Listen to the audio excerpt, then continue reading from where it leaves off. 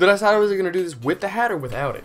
God. Let's put a hat on. It'll make things better. What is it, 20 degrees outside? Yeah. Anyways, how's it going? It's been a while, hasn't it? I made a peanut butter and jelly sandwich for lunch. You want some? Too bad!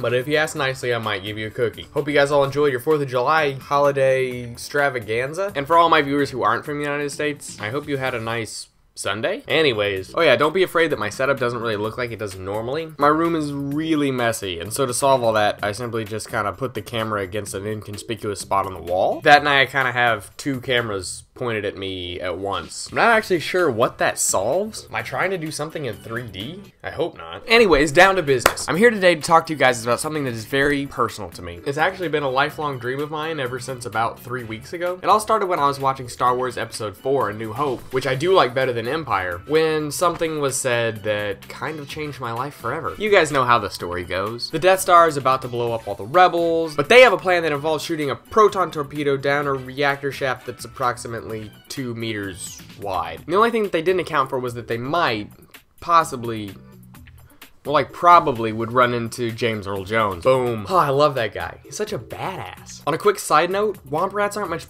bigger than 2 meters. What? That's huge. Hang on a second, gotta pull up a quick drawing. Yeah.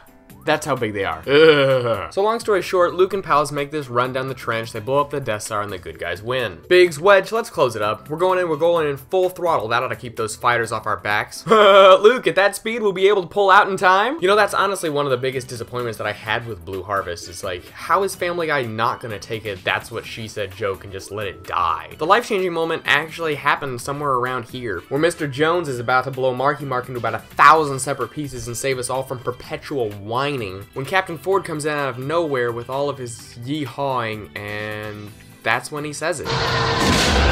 What? What? What? What? What?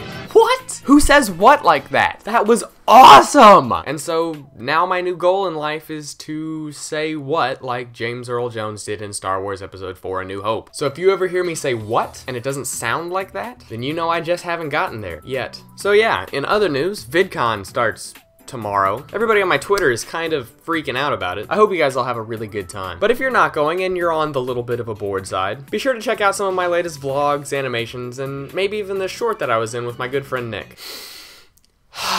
Do you smell that? That's what it smells like when I need to go outside. Take it easy, everybody.